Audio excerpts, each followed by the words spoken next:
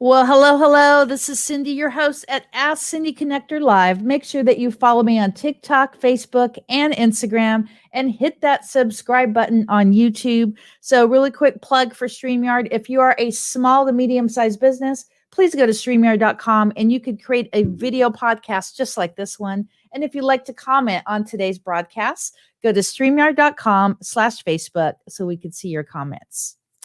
So, a little bit about National Day calendar. Today is National Barbie Day, National Crab Meat Day, Get Over It Day, and Yep. Meatball Day. And tomorrow, I actually have a couple of my colleagues there at National Day calendar. They'll be on my other show, Bucket List Coach web show. And we actually are launching tomorrow. We're relaunching after the hiatus due to the COVID. So, a little bit about me. I am a travel agent and I'm a podcaster. So, about 10 years ago, one of my friends started calling me Ask Cindy Connector. I was sharing referrals between our friends. And now we actually have a live podcast. So, I have my friend Malek Scott. He is from Colorado and he's going to tell us all this amazing stuff about his business. But first off, Malek, tell us a little backstory. How did you get started in your industry? What inspired you to do what you're doing today? So I got into it in two ways, actually. I was a CNA for a while and I worked Oh, at the, wow. yeah, yeah. I worked That at is a our job. retirement home and this lady, one patient I was working with, she cried all the time and she would Oh, just cry about not having her family and friends around with her. And this other guy, he had dementia, and I was like, why can't he do just like basic stuff like walk? So I was working there for about a year and I was trying to figure these things out because we would do exercises like body exercises with them. And I was like, this is only working to a point. So what comes after the point that this no longer works? What else is there? Um, so those two were a big influence on me. And then I was at the bookstore. I read all the time. Um, but I was at the bookstore and I was looking for some psychology books and I found this little book. It's like this big, no joke. The Undiscovered Self by Carl Jung. And I was like, wow. "Oh, mom, can you get this book for me?" She knew it was a dense book. It wasn't thick. It was, like I said, it was just this thick. Mhm. But it was a dense book, and Carl Jung explains how people come to the conclusions in their personality and their reasoning that they do. And I was like, what are the correlations between a person's personality and then the end goal of retirement? And I was like, how can I put these things together? And slowly but steadily, I've learned how personality and the body kind of functions together, and it's pretty fun. So, today we're going to talk about the difference between picture thinking and word thinking. So, I'm a picture thinker, as you know. So, let's kind of go into that for a bit. So picture thinking, there are two ways to come about this. You can come about this in the terms of like how a picture is taken, like an Mhm. actual picture is taken, where a person sees a snapshot of something and then they fill in the details. Or you have how like a drawer would come to the conclusions that they do, where they know the end goal of a thing and then they work their way back based off of relative information.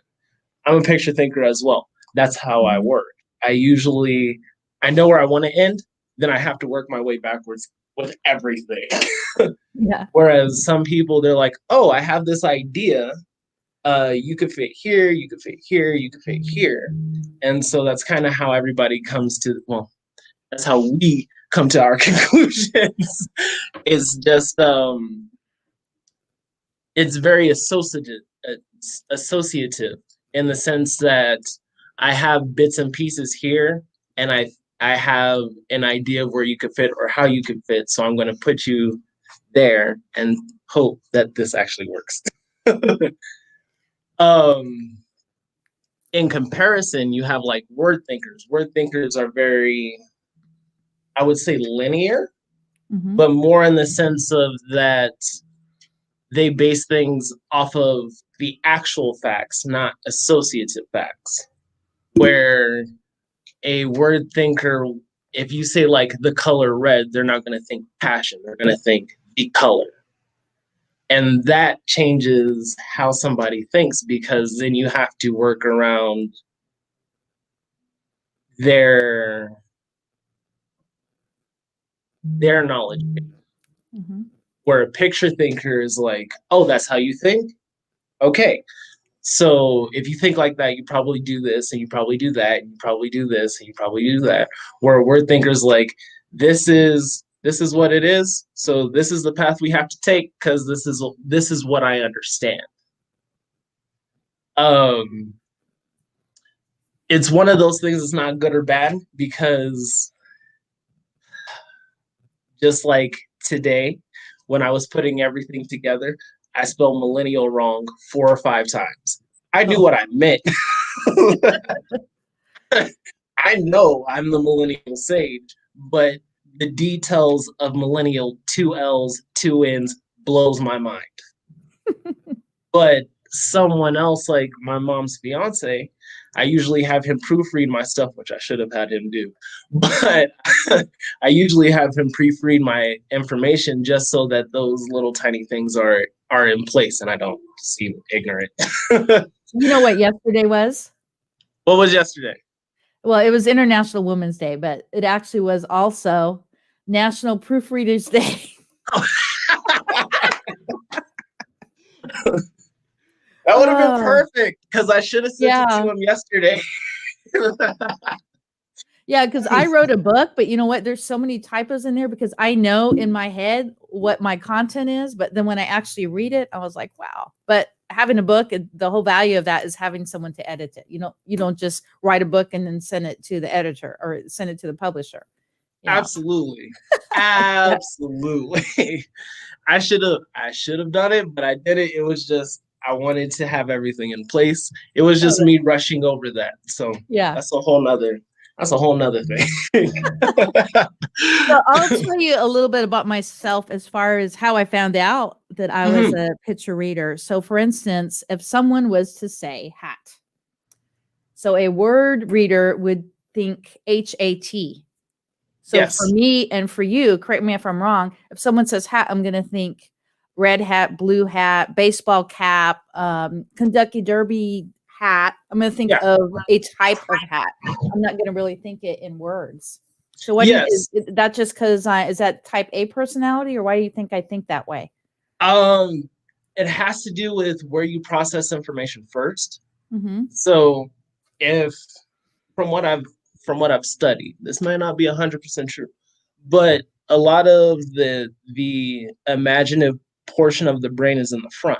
So Mm-hmm. if the information comes in and it hits that frontal lobe first, you're gonna go through the imagination, the details of what a hat is, not specifically a skull cap or a baseball cap or a helmet or a cowboy's Oh, hat. really? So it's Yeah, also details of it. yeah. Oh, Versus okay. when a word person hears the word hat, they're going to probably think of a picture of a hat and only associate those things with it. Like a cat. Same thing with a cat. A cat has 4 legs, it's furry, and it's small. Mm-hmm. That could also describe a dog, but given how that person interprets the word cat will determine what they think of. Is the difference between thinking of like an orange calico and like a tiger. They're both orange, they're both small, they're both furry, but they both still fit in that same family. We could probably make that connection very easily. Like, oh yeah, those things make sense. But a word person would probably think a tiger's not a cat. A tiger's a tiger. Wow. Yeah. So, how about in business? How do you think that us as picture people versus another entrepreneur or business person who is a word thinker, like how do they integrate that in their daily day tasks as a business owner. So that's where it gets a little bit interesting, because Yeah. most business owners know, if they don't know, they have to learn very quickly what they can and cannot do. So they build the business owners I've been around build teams around what they can't do versus what they can. That being said, most business owners stick with their strengths because it's what they're good at. So like in Pinpoint Chiropractic, both Dr. Penn and I, we are intuitive people. So the frontal lobe imagination thing is always off the charts. So like figuring out what's wrong with patients is never a difficult thing. Sometimes telling them why is, or just like cleaning the office.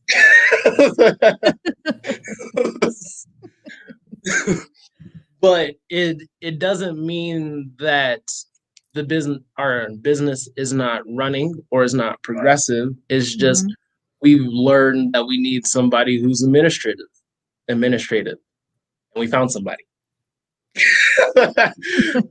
So some of those more detail-oriented things, like how you sound on the phone, what words you actually say, the tone you use, things like that, things that we know in theory, but don't put into in practice. That's how people work around that. Like, I work with our new administrator on a regular basis on a different job. And there are so many times I'd much rather trust what he wants to do just because of his spatial awareness. I'm like, that's not my thing. I could tell you if the stuff fits or will not fit. We're movers. So I could tell you if the stuff fits or does not fit in the truck, but how? But he's good with that. It's team building. You build around, everybody has a different strength. Exactly. So once you learn what the goal is, you can put people where they need to be to achieve that goal. What is more difficult is getting word people and picture people to communicate, because sometimes that's not always the same. I think picture people are more organized, because I'm a type A, more organized. I need things ABC 1, 2, 3 just right. And so sometimes there's a clash if someone isn't really organized with stuff. So does that have to do with a word thinker or a picture thinker? No, that does not actually. No. Oh. How a person organizes information versus how a person gathers information is much more based on the cognition, like the mental gymnastics that a person goes through. Whereas whether you're a picture thinker or a word thinker is just kind of what parts of your brain you favor. Does that make sense? So it's either chaos or controlled chaos. Yeah. Yes, it is. People like to create chaos, and not always in the sense of like disorder, just in the sense of like movement, versus people. I'm an organizer. I like chaos in very small chunks, and I mean like very small. But those people, organizers, just tend not to like chaos in general. They want things to be peaceful. They want things to run smoothly. They have to have an order. Yeah. That's me. When things that run smoothly, I just, hyperventilate. Like, oh my God, how did that happen? Yeah. When things start going too fast, like Dr. Penn does things at a very fast rate. I mean, like too fast for me. So when she's on a roll, and it's hard for me to keep up sometimes, I'm like, can you slow down? Because she'll come in, like one day she'll come in with 5 ideas, and then those 5 ideas will turn to 15. Then those 15 will be 30. And by the time they get to 60, I'm like, I'm still on 1, 2, and 3. I haven't reached 4 and 5 yet. So can we slow down? Is she a Leo? No, she's a Pisces. Oh, she's a fish. She is a Pisces with the Aries cusp, if I'm remembering correctly. So, and I'm a straight Virgo, so all of that energy is too much. But it is what it is. So we have about 5 minutes left. You want to go into depth more on the picture thinker, since both of us are picture thinkers? So actually, I want to talk about word thinkers a little bit because they fascinate me. I got a few word thinkers in our practice recently, and I have like 6 patients, 6 patients that I help with cognition. And so with word thinkers, what has been very fascinating to me is how they need the information. Like they need all the information in order to complete the test. The task. But I'm like that too. So what does that mean if we have a little bit of both? It probably means that you're more of a sensor who organizes information, meaning that like if I give you it's a little bit hard to explain without going into all of it. So let me get some bubbles. No worries. So actually, this might be easier. We're both organizers, but we organize differently. You organize from what you're telling me by sensory. So you do a lot of things based off of the information that you're given, whereas I don't. I'm not like that. I get like 1 or 2 details, and then I go off of patterns. But I still reduce down information to its fine points. So, for example, I'm a mover on the side, and we usually have these 15-foot trucks. So I know that we can fit like a couch, a regular size couch, a love seat, a couple mattresses, and like an entertainment system. I know that just going in, just based off the length and the width of the truck, every time, it doesn't matter what job it is. However, a sensor who organizes would be like, what exactly is going in that truck? So I know. Oh, you got me. You got my number, my friend. Wow. And that's how my coworker, the new administrator in our office, that is how we work. I'm like, we can get all of this in here. And he's like, but I would like to measure it with the tape measure so we have the exact number. And I'm like, why? Why do we need to do this? Detail oriented, yes. Yeah. And it's 2 different kinds of details. It's not all details are physical. And so that is the biggest difference. It is paying attention to more on how things run versus how things should run. And that really is the biggest thing. And when so it's not my way or the highway. Nope. Even though everybody thinks it is. Halfway. Meet halfway. Exactly. Oh my God. But I think so. I've been talking about organizers and gatherers a little bit. That is the thing with organizers. We're like, my way or the highway. This is only going to fit one way, or else I'm out. Whereas gatherers are like, here are all the options, all of the options. We can try 5 or 6 of them and see which one works best. And it's like, we don't have to. I know this isn't going to work. But that's why we work together too, because sometimes everyone's not always right. Perception is not reality. So just coming to that agreement of, I think I'm right, but I'm willing to try your way, gets people further than anything. Wow. Well, I must say, when I first met you, I felt the energy. I knew I had to have you on this podcast, and I want to have you on again if your schedule permits it. You're absolutely amazing, and your energy and what you do for your clients is phenomenal. So really quickly, because we have about 1 minute left, tell the audience a little bit of how your service works. Do you do like a Zoom service? Because you're in Colorado and I'm in California. What if someone sees this broadcast and they live in New York? How can you help them? So I personally am working on getting some of my content online just Mhm. because of the activities I do in office require hands-on things. So like Oh, I okay. do some sorting things, I do a sorting game, I do a memory game. We talked about those previously. Those are very hands-on things, but a lot of the time people need hands-on materials to progress their cognition. That being said, I'm looking for apps right now that would help cognition. I know of one, it's called Peak. It helps with like language, memory, attention. There are two more that I can't think of off the top of my head, so I need to practice.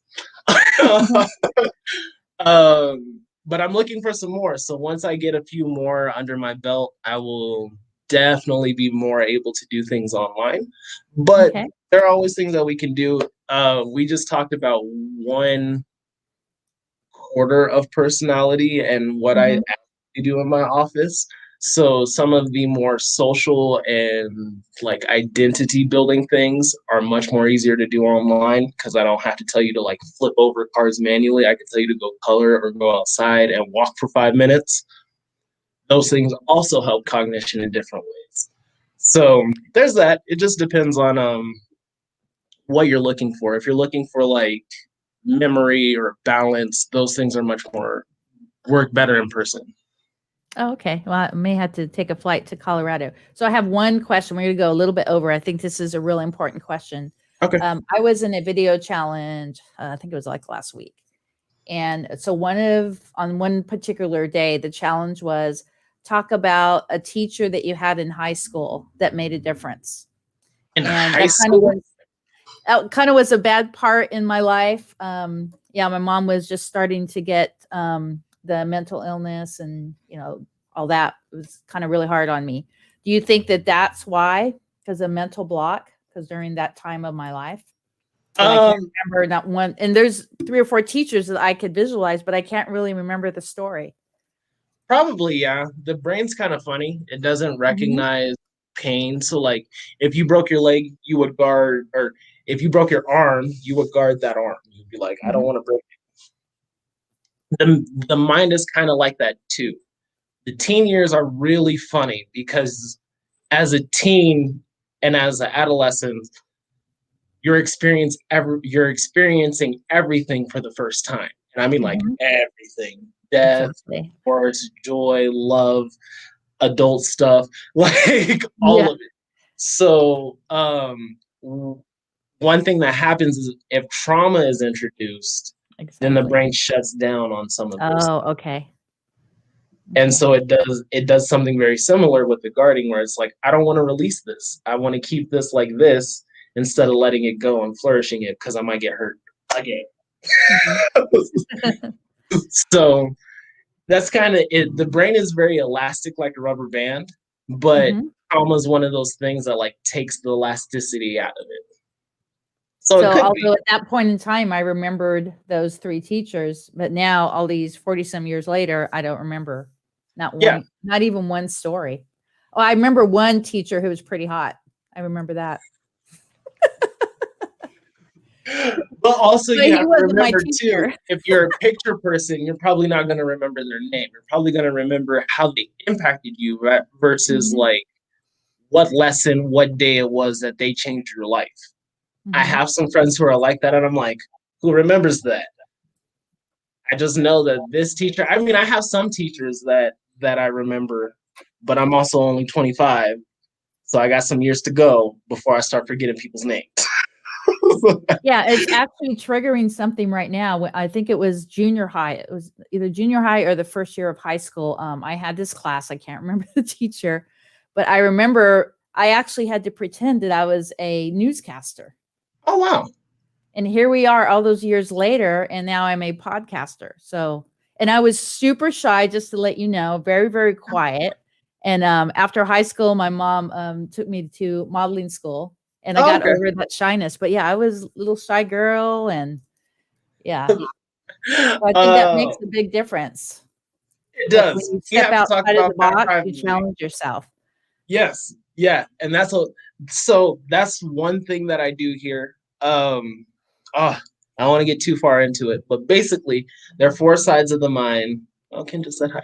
Hi, There are Kent. four sides of the mind, and growth happens when you push past each one of those four.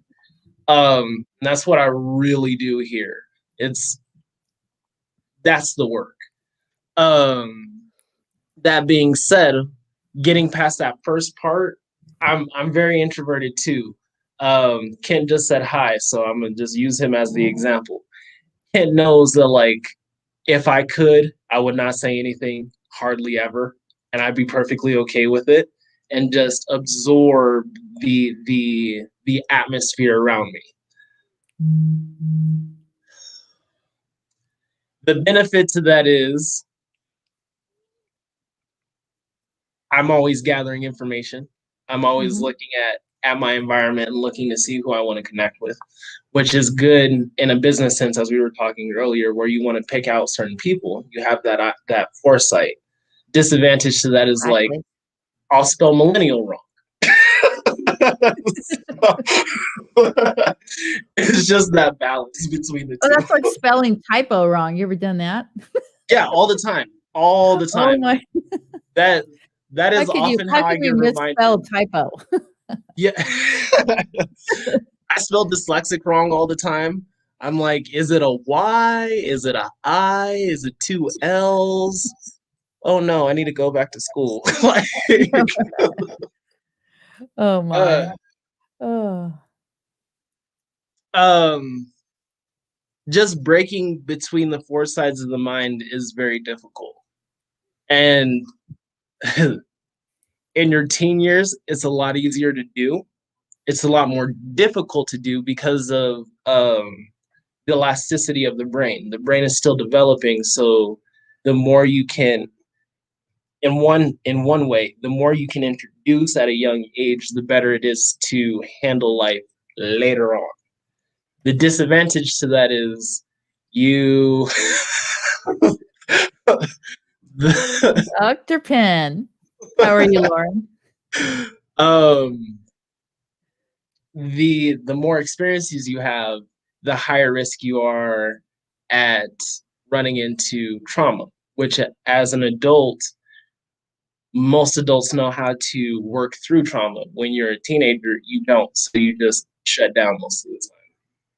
Wow, that's pretty Yeah. epic stuff. Yeah, we went a little bit over, but yeah, I couldn't stop you. I mean, I really enjoyed our podcast today, and I definitely want to have you on like once a month if you would, if your schedule permits that. So Oh, we can make that work. yeah, we could talk about Thank some you. amazing things, and then moving forward, you could start doing some online. You know, here. Yes. Are you thinking the next 6 months, or when do you think you'll have your online?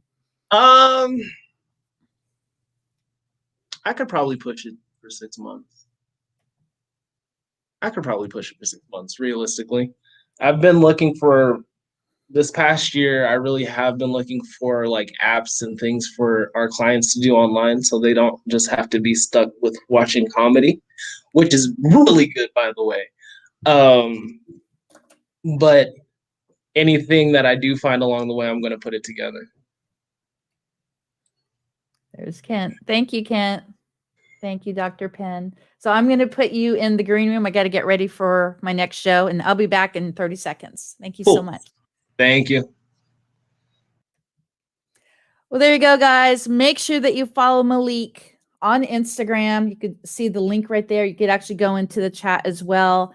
And stay tuned.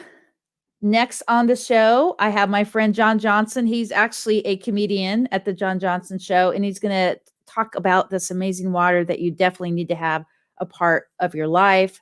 We need to be healthy. To live a long life, we got to surround ourselves with people who make a difference. Definitely Malek has made a big difference in my life, and I'm so grateful for him.